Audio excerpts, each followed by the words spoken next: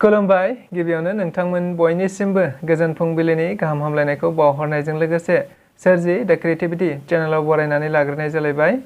दिनैनि माखासे गोनांथार खौरांफोरखौ आं नोंथांमोननि सिगाङाव फोरमायथिना होनो आवगायनाय जालायबाय। नोंथांमोना जुदि नायनानै मोजां मोनोब्ला लाइक खालामगोन, शेयार खालामगोन होनना आसा खालामबाय। लोगोसे सानफ्रामबोनि बेबायदि गोनांथार खौरांफोरखौ मोनबाय थानो लुबैदोंब्ला जाहाथे चेनेलखौबो साबस्क्राइब खालामनानै लायो बेखौनो खावलायनाय जाबाय। थ' बिदिब्ला जोङो दिनैनि माखासे गोनांथार खौरांफोरखौ खोनासंलांदिनि। जनजाति सुरक्षा मन्चनि बारग' आफादगिरि जनकलाल बसुमतारीनि मोनसे खौरांगिरि मेल। थारैनो क'क्राझाराव गोबाव सम एमपि जानानै थाबोबाय थानाय नबकुमार सरनियानि एसटिखौ दाननानै होनाय जाबाय। लोगोसे बिथाङा दायो भुवा सार्टिफिकेट लानानै जनजाति जादोंमोन होनना फोरमान जाबाय। नंगौ, बे बाथ्राखौ मैया जनकलाल बसुमतारीया खौरां मेलनि गेजेरजों बुंथिनानै होनायखौ नुनो मोनबाय थादों।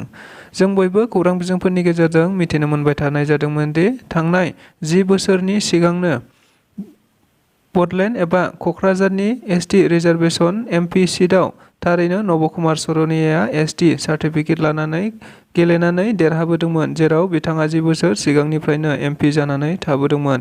जायखौ नोजोर बोनानैनो बै समाव जनकलाल बसुमतारीया थारैनो सरनिया कसारिफोरा एसटि नङा होननानै कर्टआव केस होनानै दोननाय जादोंमोन।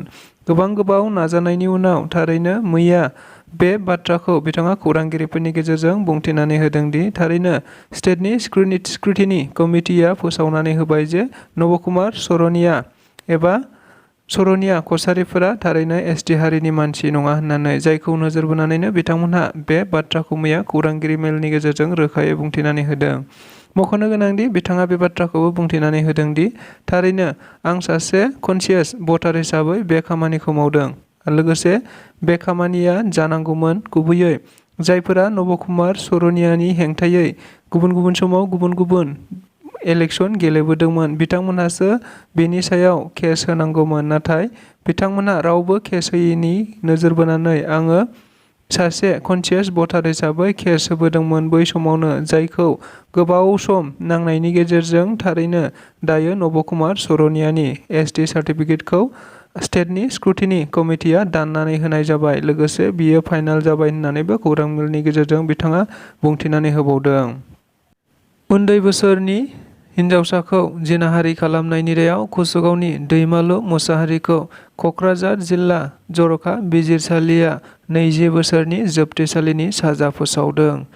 मिथिनो मोननाय बायदिब्ला कुसुगाव ओनसोलनि सिङाव थानाय दैमालु मुसाहारिया थांनाय 2020 मायथाइनिनो 1 जानुवारि खालि सासे उन्दै हिनजावसाखौ न'निफ्राय लांनानै गुबुन दाबसे जायगायाव जिनाहारि खालामनानै लामायाव गारनानै दोनदोंमोन। जायखौ नोजोर बोनानै गुबुन समाव बेनि सायाव केस थिसननाय जादोंमोन। बे थिसननायनि जोहैनो 2020 मायथाइनिफ्रायनो बिथांनि बिजिरनाया सोलिबाय थाबोदों। नंगौ, बेनिनो मैया जोबथा बिजिरनायखौ क'क्राझार जर'खा क'र्टआ फोसावनानै होयो होनना मिथिनो मोनबावनाय जादों, जेराव दैमालु मुसाहारिखौ 20 बोसोरनि जोबथेसालिनि साजा फोसावनायजों लोगोसे बिथांखौ थारैनो आथिखालाव जोबथेसालियाव थिसनहरनाय जाबाय होननानैबो मिथिनो मोनबावनाय जादों। दुलाराय बर' फरायसा आफादनि मानगोनां आफादगिरि दिपेन बर' बिथाङा दाखालिबावैसो रिजाल्ट मोननानै थांनाय 2023 मायथाइनि एपिएससि आनजादाव उथ्रिसारनो हानाय गासै सा 38 बर' फिसाफोरनो साबायखर बावहरनायखौ नुनो मोननाय जादों। लोगोसे बिथाङा बुंथिनानै होनाय बायदिब्ला एपिएससि आनजादाव जायफोरा गावनि गोब्राब नाजानायनि गेजेरजों उथ्रिसारनो हादों बैसोर बर' हारिनि थाखाय मोनफा नेरसोन जानानै थागोन एबा बिथांमोनहा इयुन जोलैफोरनि थाखाय थुलुंगा जानानै थागोन। बे बाथ्राखौ बुंथिनानै होदों दिपेन बर' बिथाङा। मिथिनो मोननाय बायदिब्ला देग्लाय 2024 मायथाइयाव ओंखारनाय एपिएससि आनजादनि रिजाल्टआ थारैनो बर' हारिनि थाखाय मोनसे जारिमिनारि जानानै थादों, जेराव सिगांफोराव बेबायदि बर'फोरनिफ्राय खेबसेयावनो सा 38 बिजाथिफोरा पास खालामनो हायाखैमोन। नाथाय देग्लाय सा 38 बर' फिसाफ्रा पास खालामनानै बर' हारिनि थाखाय मोनसे गोग्गाथाव आरो जारिमिन सोरजिदों। जायखौ नोजोर बोनानै दुलाराय बर' फरायसा आफादनि आफादगिरि बिथाङाबो बे बाथ्राखौ बुंथिनानै होनायखौ नुनो मोननाय जादों। लोगोसे बिथाङा बुंथिनानै होनाय बायदिब्ला दुलाराय बर' फरायसा आफादाबो बेबायदिनो बर' बिजोंजों फरायनाय लोगोसे बर' बिजाथिफोरखौ जायफोरा एपिएससि आनजादखौ होनो गोसो बिथांमोननि थाखाय गुबुन गुबुन समाव गुबुन गुबुन बेबायदिनो थुलुंगायारि आरो मटिभेशन प्रग्रामफोर लाबोबाय थादों होनना बुंथिनायजों लोगोसे गोबांथार बेबायदिनो एपिएससि आरो गिदिर गिदिर अफिसारफोरखौ लाबोनानै फरायसाफोरखौ थुलुंगा होबाय थानाय हाबाफारि लाबोबाय थादों।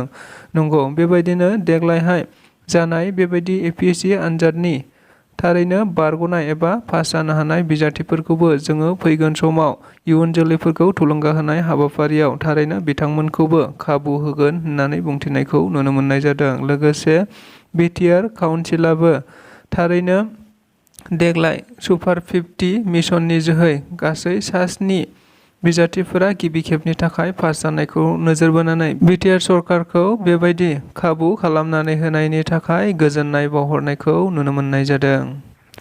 सनितपुर जिल्लानि सिङाव थानाय थेलामारायाव दुलाराय बाथौ गौथुमनि मोनसे जारिमिनारि हाबाफारि, जेराव बे जारिमिनारि हाबाफारियाव भारतनि नखर मन्त्रि अमित शाह बिथाङाबो बाहागो लाफैगोन।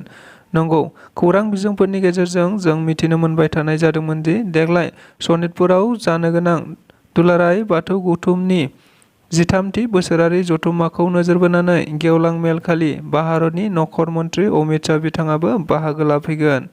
थारैनो बेयो मोगथां महर मोनबाय, जेराव भारतनि नखर मन्त्रि अमित शाह बिथाङा 20 जानुवारि खालि जानो गोनां गेवलां मेलनि हाबाफारियाव बाहागो लाफैनो थाखाय गुवाहाटीसिम दायो सफैखाबाय होनना मिथिनो मोननाय जादों।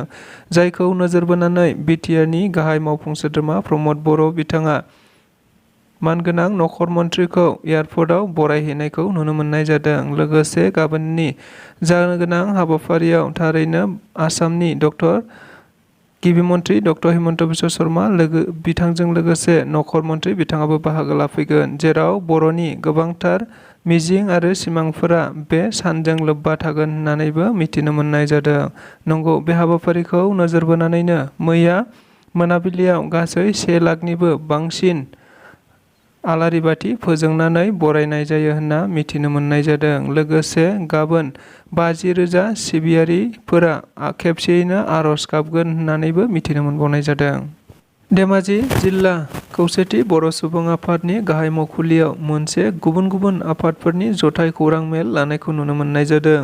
थारैनो बे जथाय खौरां मेलखौ गुबैयै इउबिपिअ, एक्स-एनडिएफबि वेलफेयार ससाइटि, बारग' सारेन्डार एनडिएफबि आरो गुबुन गुबुन आफादफोरा जौथायै खौरांगिरि मेल लादों। मिथिनो मोननाय बायदिब्ला बिथांमोनहा थारैनो बे मेलखौ गुबैयै आथिखालाव बर' कसारी वेलफेयार अट'नमास काउन्सिलाव जानाय गुबुन गुबुन बेले-बेजे एबा जेंना-जेंसिफोरखौ लानानैनो खौरांगिरि मेलखौ लानाय जादों। थारैनो बिथांमोनहा खौरां मेलनि गेजेरजों बुंथिनानै होनाय बायदिब्ला आथिखालाव बिटिआर गोरोबथानि गेजेरजों जानानै फैनाय बर' कसारी वेलफेयार अट'नमास काउन्सिला थारैनो आबुं महर मोनाखै। बेनि अनगायैबो आथिखालाव आसाम गभर्नमेन्टजों नटिफिकेसन होजानाय गामि सोसननाय बेबो थारैनो जाफुंनानै फैयाखै। बेनि अनगायैबो गुबुन गुबुन जेंनाफोरा आथिखालावबो बिटिआरनि बायजोआव थानाय बिकेडब्लिउएससिआव बेबायदि जेबो जाफुंनानै फैयाखै एबा आथिखालनि आसाम सरकारा बेखौ लेहेमिया खालामबाय थादों। नाथाय मानो लेहेमिया खालामबाय थादों बेखौ थारैनो रावबो मिथियाखै। लोगोसे जोंनि दैदेनगिरिफोरा गोबांथार नाजादोंमोनब्लाबो नाथाय आसाम सरकारा दासिमबो बेखौ गोसो होनायखौ नुनो मोनाखै। जायखौ नोजोर बोनानैनो बिथांमोनहा बुंथिनानै होनाय बायदिब्ला थारैनो बेफोर गासिबो आद्रा थानाय खामानिफोरखौ आसाम सरकारखौ थारैनो मावफुंनानै होनो थाखाय बिथांमोनहा खौरांगिरि मेलनि गेजेरजों बुंथिनानै होदों।